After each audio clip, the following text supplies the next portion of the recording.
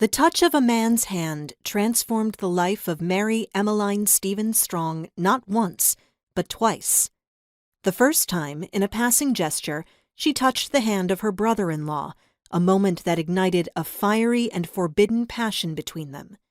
The second time, her husband gently took her hand in his after one of their daughters died, a rare show of tenderness that unleashed his wife's distraught confession of adultery. Mary Stevens was 19 years old when she met her husband, Peter Remsen Strong, in 1852. A graceful girl, 5'3", with silky brown hair and gray eyes, she was said by her affectionate Aunt Em to be sweet as a rose. Peter was 10 years older and 5 inches taller, with brown hair and gray eyes, his coloring almost a mirror of hers. A handsome, worldly, and personable bachelor, he had fallen, according to friends and family, desperately in love with Mary. Ideally matched, a storybook couple, Mary and Peter came from the privileged world of New York City's social elite, a thriving class of well-to-do merchants, lawyers, bankers, and doctors.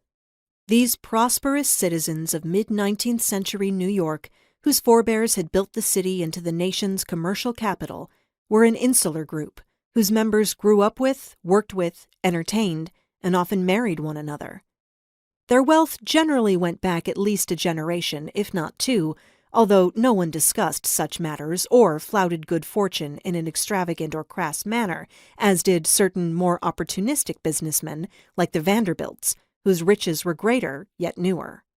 Instead, families such as the Stevenses and Strongs constituted a proud, self-contained, and dignified lot, governed by an unwritten code of proper private and public behavior. Good manners and good breeding mattered.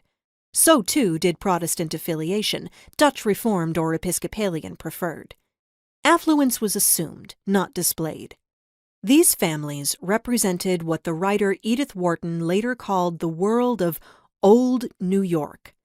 America's grand chronicler of 19th century marital discord and social foibles, Wharton named as an example of Old New York some of her own relatives, commenting in her memoir A Backward Glance, the Schermerhorns, Joneses, Pendletons on my father's side, the Stevenses, Ledyards, Rhinelanders on my mother's, the Gallatins on both, all seem to have belonged to the same prosperous class of merchants, bankers, and lawyers.